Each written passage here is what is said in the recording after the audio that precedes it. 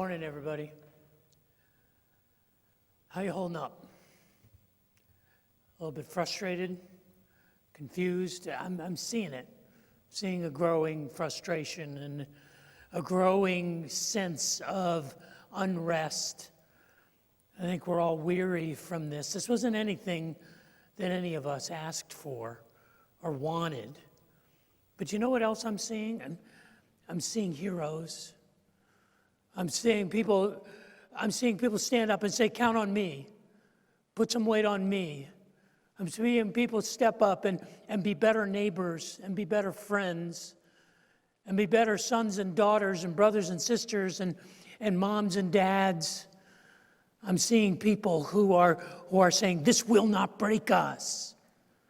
We will not go down without standing against our discouragement and our disappointment. I'm seeing these things. I'm seeing the heroes rise up. But I'm also seeing people who are confused and uncertain and afraid. And what I'm hearing is I'm hearing people ask, where is God in this? Where is God in this thing that we didn't ask for? Where is God in the middle of this uncertainty and confusion? And that's a very good question.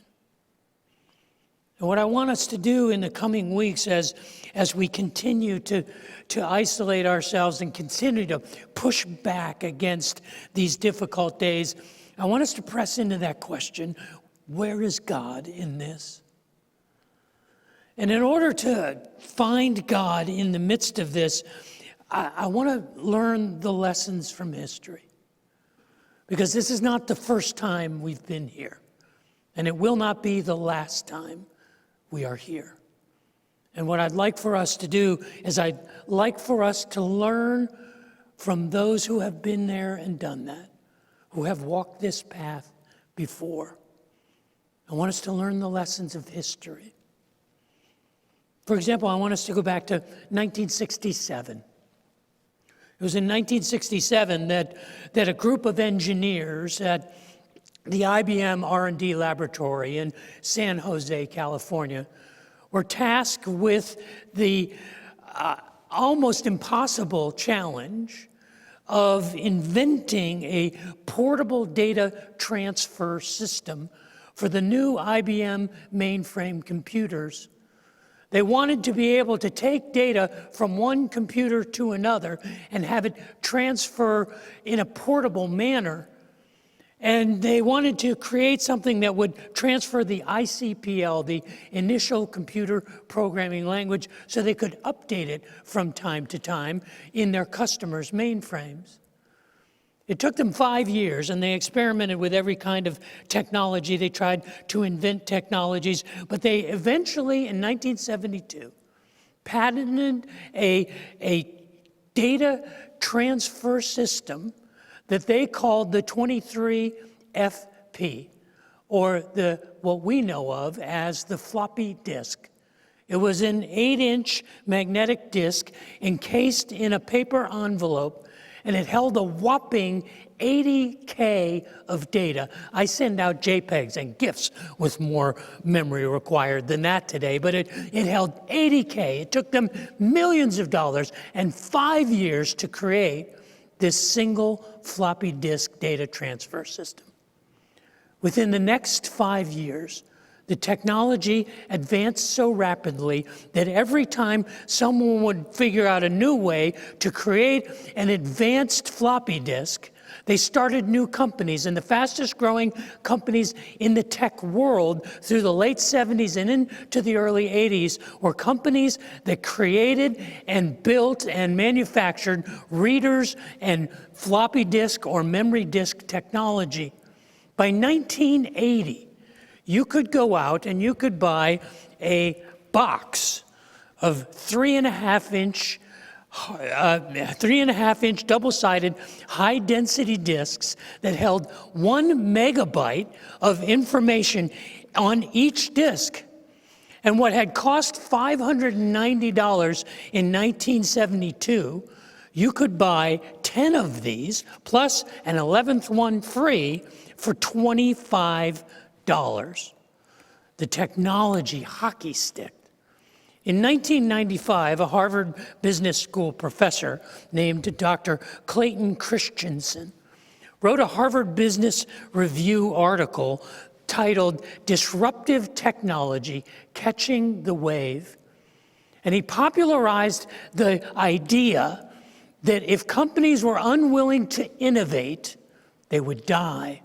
That without disruption, without innovation, the progress of technology would leave corporate cultures behind. And they kind of popularized the term disruptive technology. Psychologists and psychiatrists and social scientists and anthropologists and neuroscientists began to study the effects of disruptive social order in people's mental health, in their behaviors. And not surprisingly, evolutionary biologists discovered that we as human beings don't like change. We don't like disruption. We are biologically hardwired to build our worlds to be stable and predictable and safe. And so this disruptive pattern that was emerging in technology, we found to be very unsettling. In fact, an American Psychological Association study back in the early 90s revealed that less than 2% of all human beings have what they call a disruptive bias.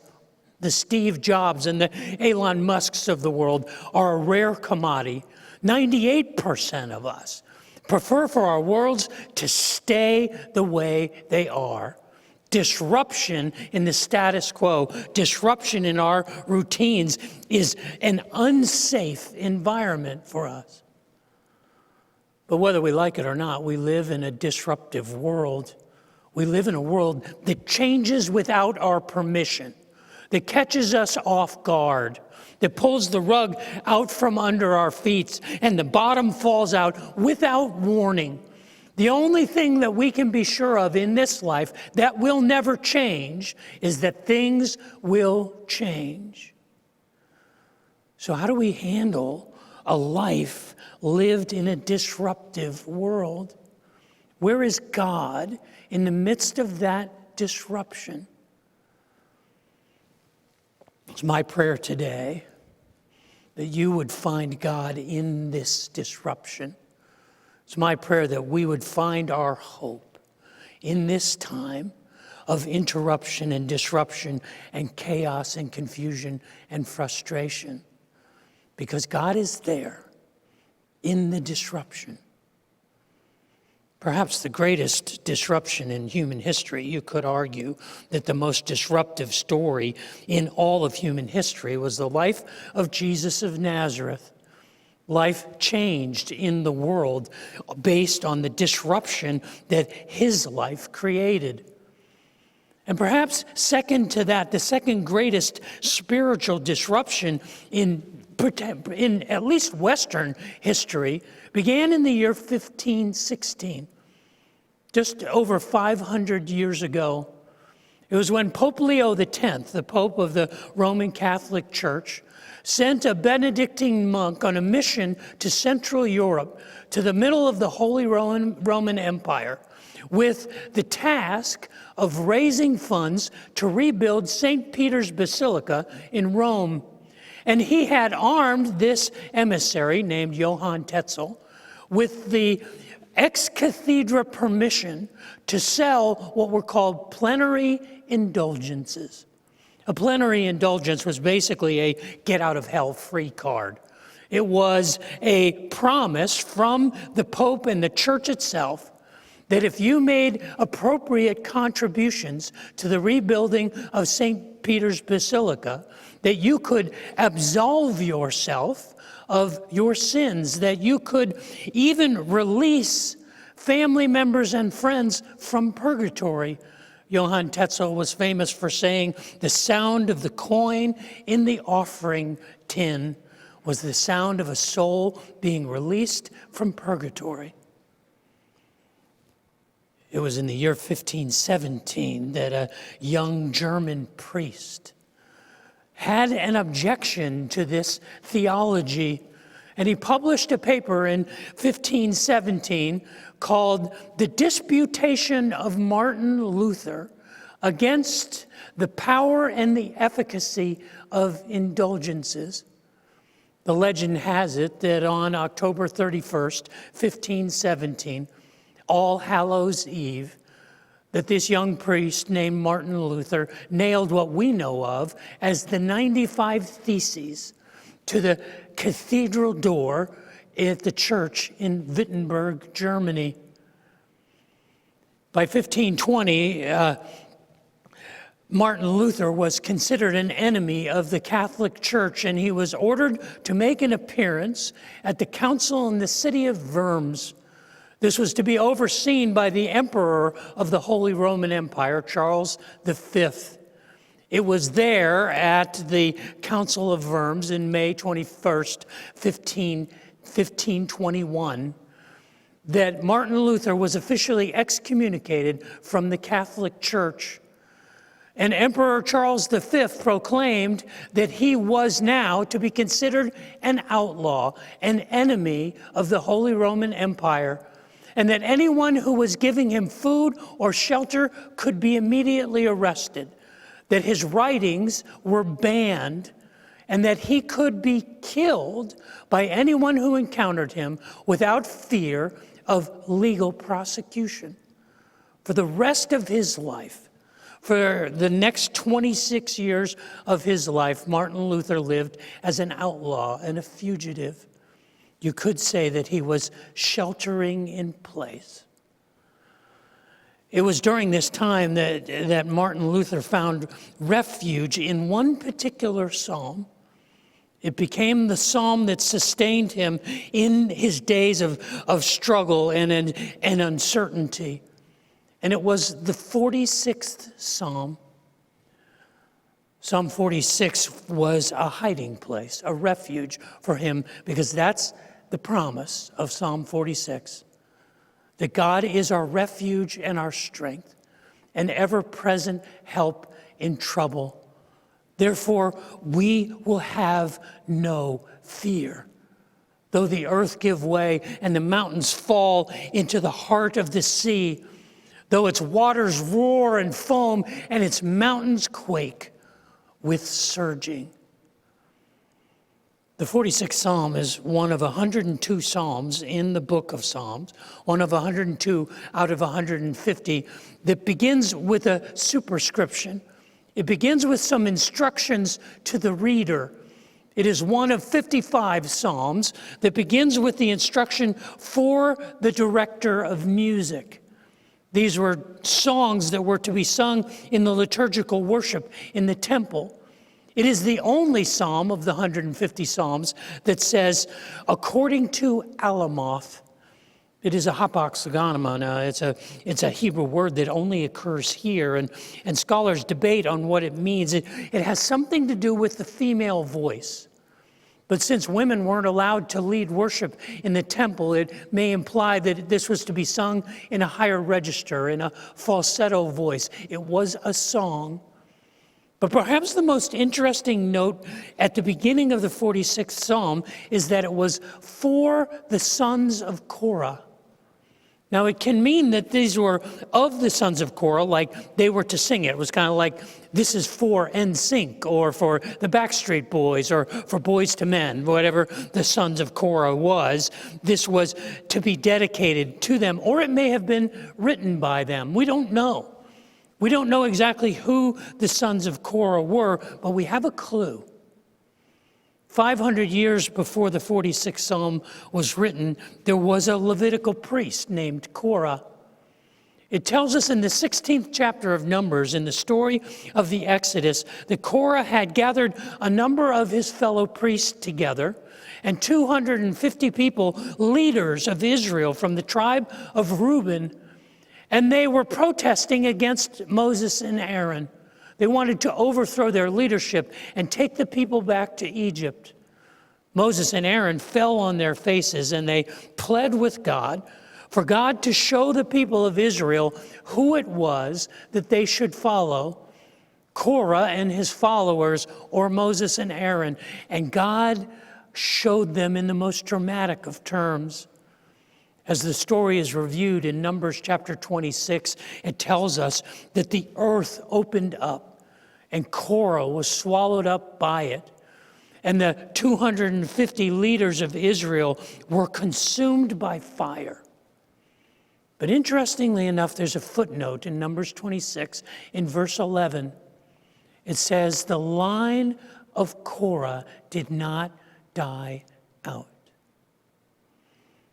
Of the 11 Psalms that have this superscription for the sons of Korah, I like to imagine that these are hand-picked songs sung by the rebels, by the outcasts. You see, this is a glimpse of grace. A glimpse of grace, a line, a family line that had been despised for generations. After years and years was now redeemed, and they were encouraged to be the worship leaders and sing in the temple. I like to imagine that the Psalms of the sons of Korah are Psalms for the rest of us. For those of us who feel lost, for those of us who feel marginalized, for those of us who feel disenfranchised, who feel like the rug has been pulled out from under our feet and the earth beneath us has given way. This is exactly how the psalm begins. It says that we will not have fear, even though the earth give way and the mountains fall into the heart of the sea. Even though the waves foam and roar and the mountains quake with their surging and their trembling. Poetically, what is being described here in the 46th Psalm is that feeling we have right now.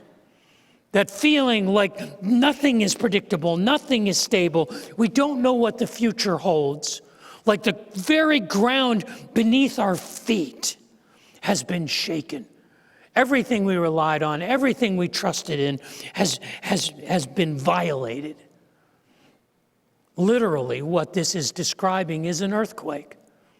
There were often earthquakes throughout the land of Israel, so all of the readers of the original song, those who sang it thousands of years ago, would have recognized the signs of an earthquake. You ever been in an earthquake? I've only ever been in one, and my friends from California, we lived in the Bay Area of San Francisco for 4 years, and we only experienced one, what I would call an earthquake. Californians wouldn't call it an earthquake at all. It was just a 3.9. They just kind of laughed at me when I got all paranoid and I was afraid. And I said, what was that? And they said, oh, that was just a minor earthquake. We were here for Loma Prieta in 1989. That was 6.9. That was a real rock and roller. But they would come to me and they would say, you're from Texas, man. You got tornadoes down there. Those things are terrible. They're terrifying. And I would say, yeah, but you can see them coming. I mean, we have sirens and warnings and predictions, and most of the time, they don't just appear. Earthquakes, you have no warning. Tornadoes, at least you can find a shelter. You can go into your bathtub and pull a mattress over your head and put a football helmet on, or if you have a tornado shelter, you can go in there. But where do you hide in an earthquake? Oh, you stand in a doorway. What, so the rescue workers can find you easier? Is that, that doesn't make sense to me if the building's falling down around you. Because when the earth turns to pudding, where do you go? What do you hold on to? For the psalmist, when the earth gives way and the rug is pulled out from underneath us, we will have no fear.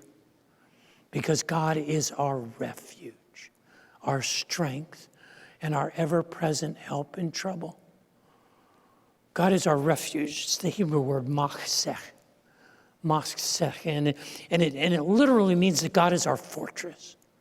God is our unshakable, strong tower. God is the cleft in the rock. God is the immovable refuge in which we hide. God is our strength. God is our oz.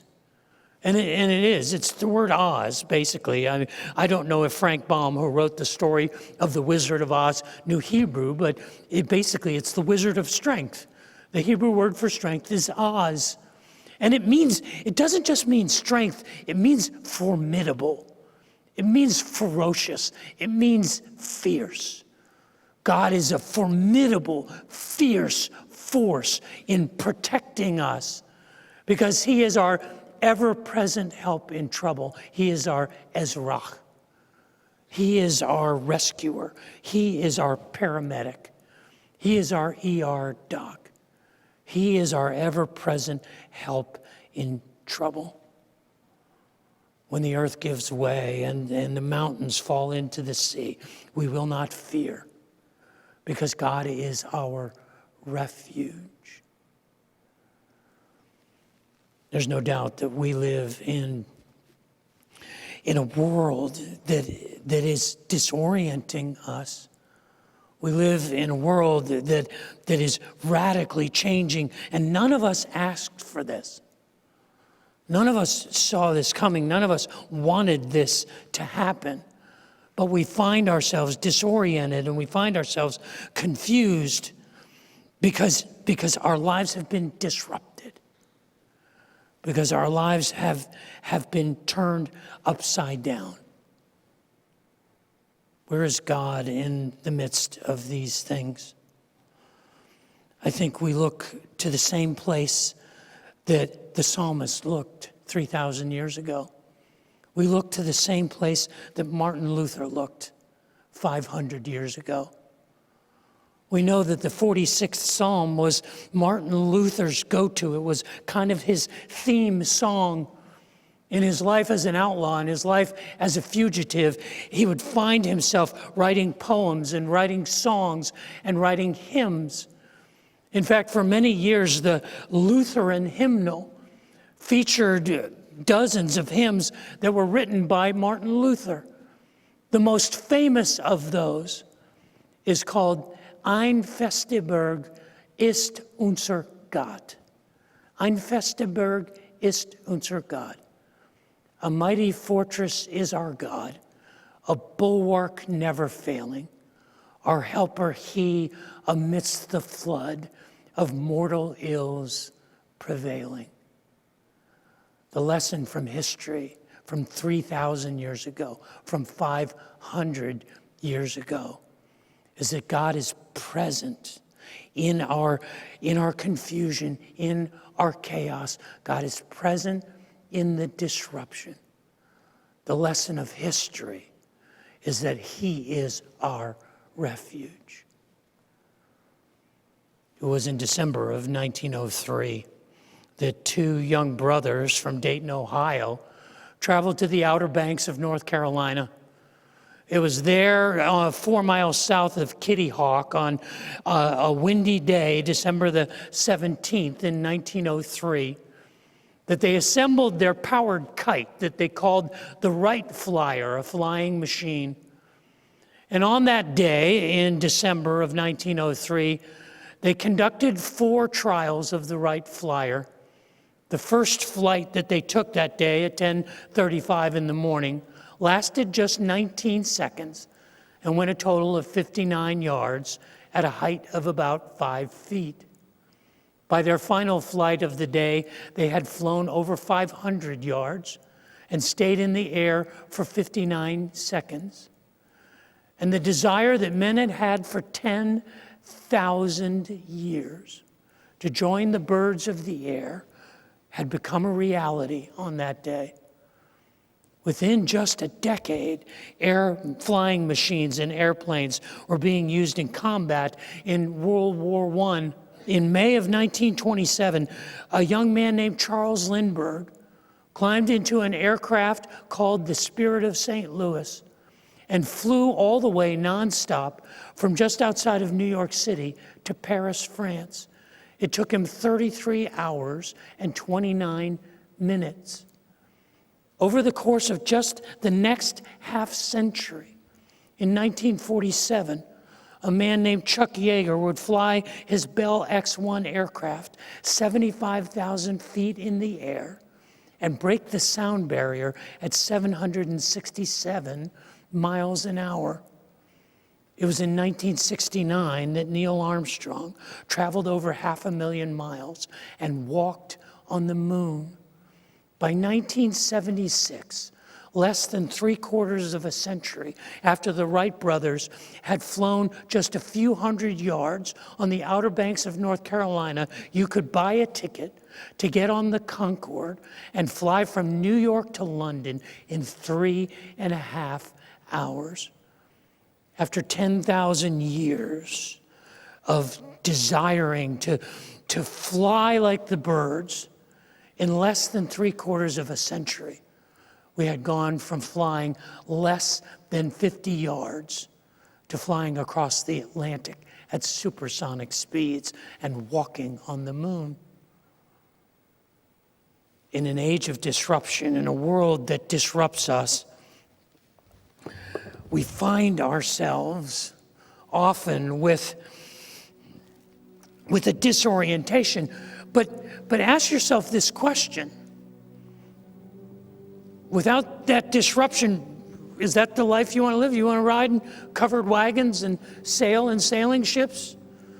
Do you want to use dial-up modems and 8-inch floppy disks that only contain 80K of data? Where would we be today, in this very moment, when in the circumstances that seem to be so disorienting us, so damaging our confidence, we couldn't even communicate like this. We couldn't be together in this moment. Is that where we want to be? You see, I think the question isn't so much, where is God in all this? Because, I see God.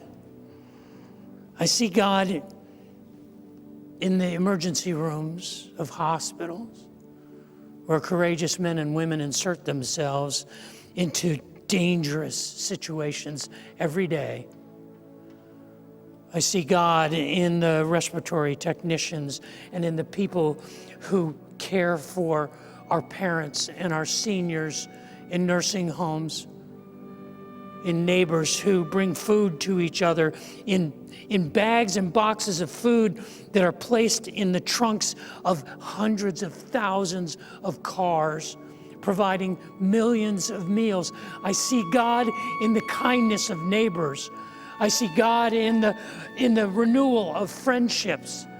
I see God in the people who stand up and say, we will not be made better of, but in the worst of times, you will get the best of us. It's here that I see God. I see God in all these places, in all these people, in all this kindness, and in all that grace. I see God there. And maybe the question, and it's a good question, where is God in all this? Maybe the question that is better for us to ask is, where isn't God in all this? May you find refuge in Him, because He is with us.